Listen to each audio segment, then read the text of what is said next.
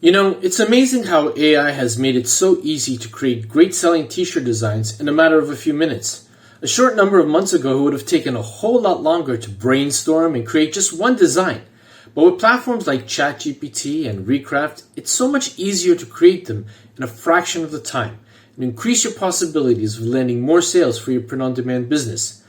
Let me show you how I created a fine design that is easily scalable and included some cross-niching that has allowed me to increase my artist portfolio in my respective print-on-demand stores. With that said, let's go. Okay, so welcome to my computer screen, and whenever I'm in the mood to create a new design, I always like to try and see if I could seek out some new inspiration, maybe basically to see what's going on out there, and hopefully will lend me a better chance of making sales. One of the places that I like to visit is Etsy, as you can see here on my screen. And what I did today was I typed in the words F.I.N.E acronym. I wanted to create a text-related design, something that wasn't going to take up too much time to create, and more importantly, something that I can scale, so that obviously I can create a ton of similar designs encapsulating different niches so that I can make sure that I can increase the possibilities of making more sales. So basically, as I normally do, as I'm sure many of you do too as well, is I've started scrolling through in order to see what would catch my attention. As you can see right now, given the fact that we are in an election year in the United States, a lot of these designs are politically motivated, and if you want to go that route, you're more than welcome to. But I wanted something that would stand the test of time, something that would be available well past the 2024 election, so that I can create it once and continue to generate potential sales, not only in this year, but in the years to come. And as I was going through it, I came across the following design here. As you can see here, I'm fine. Now, if we just click on it, we can see that I'm fine is an acronym for words I'm not going to repeat because I don't want YouTube to ban this video. But I think if you just take a moment, you can basically read what it's stating. And obviously, it is a bit on the rude side. But I really liked the simplicity of this text design. I'm fine. So I thought, let's try and see if we can generate another acronym that could be funny and that could also be utilized in a number of occupations and hobby styles. Okay. So the next thing I did was I went on to ChatGPT, and as you can see here, I stated, I want to create 20 clever acronyms that should be witty and sarcastic. They should all fit the letters F-I-N-E, okay? Can you give me 20 funny acronyms that people will find funny and that can be used for any type of occupation? And as you can see here, ChatGPT came back with 20 deadpan sarcastic acronyms using the letters FINE. And I was going through them. Some caught my attention, some looked a little weird, some I figured, they wouldn't work in different occupations. But the one that really did catch my attention was this one over here, number 4. Forever in need of espresso. Now just think about how many people maybe perhaps yourself included, you're bogged down, you're tired from, the daily grind of whatever occupation you happen to find yourself. You need some kind of energy boost. You love coffee, and espresso is a real great kick of caffeine. So I thought to myself, this could work really well. Forever in need of espresso. So now with that acronym in hand, it was now time to come up with a pertinent graphic that could also go with this text design. And I already hear many of you saying, well, Brian, you just said that it was just going to be a text design. Yes, you could actually leave it as a text design, but you know what? I wanted to also include a graphic that could complement this particular text design and just give another element to the design that would obviously be, appealing to a whole bunch of potential customers out there. And hey, why not? So in order to come up with an effective graphic, I thought I would head over to Recraft, which many of you who've been following my channel know that I've really gotten into utilizing Recraft. It's a free AI image generating platform, and it can really come up with some amazing designs. So let me show you what I did. I already went on to Recraft. And basically, using the illustration model, I just basically typed in a simple white and gray gradient silhouette of an espresso cup on a plain white background. And in terms of the level of detail, I had set it to medium. And Recraft came back with 2 really interesting graphics. They weren't bad, but it wasn't anything that was ringing my bell that I said, yes, this is definitely what I need to utilize. So what I did then was I duplicated it, and as you can see from the graphic, I just typed in "forever in need of espresso," and Recraft came back to me with these two designs, which, forget the text for a moment because obviously he didn't get it correct.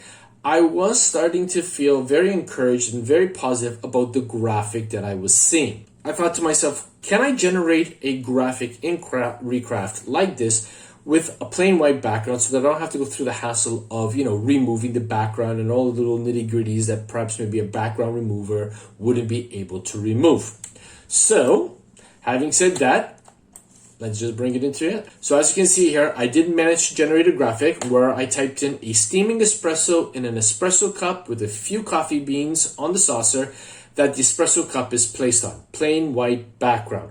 Obviously, I also need to mention that I had set the parameters to 9:16 portrait layout so that it would be easy to extrapolate for a t-shirt design. Now, this was the second of the two graphics it gave to me. As you can see here, that was the second one. And for all intents and purposes, they were both good. The only thing that was irritating me was the fact that it provided this shadow and a little bit of coloring, which would cause more steps in order to extrapolate the design. So I tried one more time. So what I did was I copied the design, brought it over to the right. I'm going to bring it into view in a moment, but this time I added plain white background, no shadows. And when I did that, Recraft came back with these two graphics. And as you can see here, there's still a shadow in it, but not as heavily detailed as in the previous ones. And even in terms of the number of coffee beans on the platter, it wasn't as, crowded as in the previous design. So I decided I was going to go with the first of the two designs. All right. Now, with it clicked in, I wanted to make sure that I would be able to delete the background and upscale it so that I have a high quality graphic for the t-shirt design. And for those of you who've been following my channel, know that you can do both of these steps here in Recraft itself. So you don't need to worry about having any paid subscriptions or visiting any third-party platforms in order to remove the backgrounds or to upscale. So the first thing that we did was we got rid of the background. And in order to do so, you want to make sure that the graphic is toggled. And then just up over here, you want to navigate your mouse pointer over these icons, okay, until you find the one that obviously says remove background, which is the scissor icon over here. So what I'm going to do is I'm going to duplicate it. So Control C and then Control V. I'm going to bring that over here. This way, if there's any issues or any mistakes, I always have the original set that I can always refer back to and make a copy of. So we're going to click on that one. I'm going to click on the scissors icon, and we're going to wait for Recraft basically to remove the background and see what Recraft comes up with after it's finished doing its job. Okay, and as you can see here, it even removed the shadow under the platform. So I was already in a step in the right direction. And you might also say it also got rid of some of the steam from the espresso cup, which really didn't bother me at all. I could either put it back in myself. Sometimes, smoke or steam in the coffee cup doesn't always transpose itself very well on a t-shirt design. So the fact that there's just a little bit here in the cup could give indication that steam is just coming out. And for me, that would actually work brilliantly. So I was happy with this graphic, the way that it came in. Now it was time to upscale it. Now to upscale it, all you want to do is with the graphic toggled, you want to click on this sort of, it looks like a balloon with an arrow. Once you hover your mouse pointer over it, you can see that a window pops up saying upscale image. And all you need to do is just click on it and it will upscale it. Now I've already done that. So let me just bring it into view, because when you do it on the canvas, it's actually going to make it very, very large. You're going to see an upscaled version. So if I just zoom out here, you can already see that there's a huge difference in terms of the size. So once I'm happy with that, all you want to do is just click on export over here. You want to click on PNG. And once you click on PNG, that image, that graphic is going to be downloaded to your device, to your computer, that you can then utilize. I've already downloaded it, so I'm not going to click on it now. Now, the next thing that we need to do is we need to head on over to Canva in order to create the initial design. And then from that initial design, we're going to use another tool in Canva to create multiple variations of it. So let's head over to Canva right now to get the job done. Okay, so here you can see I'm on Canva. And basically what I did was I created a canvas of 4,500 pixels by 5,400 pixels. And I went ahead and basically laid out the design, as you can see here, so that this video wouldn't be very long. But suffice it to say, in terms of fonts, for the Doctor Is, and then Forever in Need of Espresso, I use League Spartan. And then for the letters in F.I.N.E, I use Bugaki, and I took up the font size to 870 so that I could spread it out. The periods or full stops were set to a font size of 400 because when they were at over 800, they were too bulky and just wasn't looking great. Then I brought in the graphic, as you can see here, and I laid it down in the bottom over here. Now, obviously, the occupation of a doctor was the first thing that came to mind, so I created the base document with this doctor is. And now in utilizing Canva, I'm going to be able to automatically change the occupation of doctor to whatever occupation or hobbyist that I want to create a design for using the power of Canva. But in order to do that, I wanted to come up with a list of occupations that I could then just basically copy from ChatGPT and put it into an Excel sheet so that I could then utilize it here in Canva. And let me show you what I did. So in ChatGPT, I basically asked it, please provide me with a list of 20 occupations in a list form. Every occupation needs to begin with the following: this, then obviously in brackets, the name of occupation followed by is. But ChatGPT, ever, the best friend who's tried to give us more than what we asked for, it also gave me, more text for each occupation. And I didn't want that. I didn't want to have to go through the hassle of deleting all of that extra information. So I told it, can you please regenerate the list, but this time remove any of the text after the word is. Please regenerate, but this time capitalize the first letter for each occupation. So that was also important. And as you can see, ChatGPT came back with the list, which all I did was then copy it, highlighted and copied it, and took it into an Excel sheet. Or you can use a Google spreadsheet if you want to as well. I'm using Excel. This is what it looked like. So I had one column called occupation. The other one was called acronym. For all intents and purposes, column A is what we're going to be needing. Having the list now off to the side, and I can always go back and ask ChatGPT to generate another 20 and then another 20 there after that. I wouldn't recommend going more than 20 at a time. Batch them in small batches so that it's easier for you to create. When you batch with large amounts, you're going to have an issue of maybe getting tired or getting confused or mixed up. And, the process is just going to take longer. Try small manageable batches and you'll find that you'll go a lot faster. So now here we are back on Canva. And given the fact that I'm going to be putting this design on a black t-shirt, we cannot have the text in black for obvious reasons. So the first thing that I want to do before I bulk create variations is modify the text and actually find a color that's going to be complementary to this design that's also going to look good against the black background. Now with Canva, what you can do is you can actually click on one of the text or graphics or whatever it is that you want to change the color for. You're going to click on this text color button just above over here. And as you can see here, because of the fact that I have this graphic, Canva is giving me the major colors in that graphic. All right, and what you can do is you could actually select one of the lighter colors so that you will be 100% certain that the color of the font is going to complement the color of the graphic and it's going to look good against the black. And in this particular case, I chose this beigey type bright color. And all you need to do is just click on it, and as you can see, the letter F has changed in color. Now, what you can also do is to change them all in one go so that it doesn't take you too long to do so. Click on position and then just click on layers. Whichever layers contain a text, click on it, and then holding the shift key, click on all of the other layer aspects that you want to change the color for. Okay, so I've changed that. You can see they're all highlighted in purple. Let's go back to the font color, the text color. And again, I'm just going to click on that particular color again.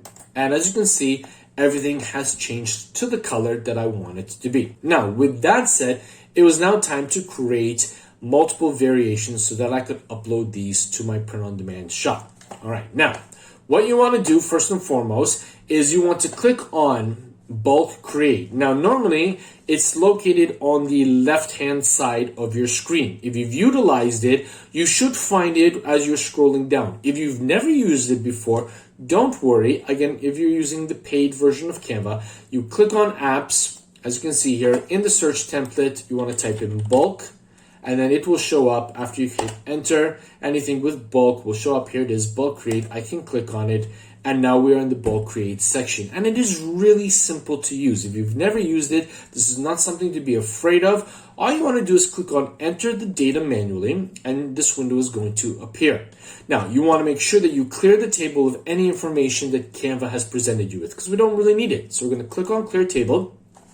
And in this T section here, we're going to type in the title. Now, we're going to grab our Excel sheet back again over here. Let's bring it back in. And we're going to copy the cell containing occupation.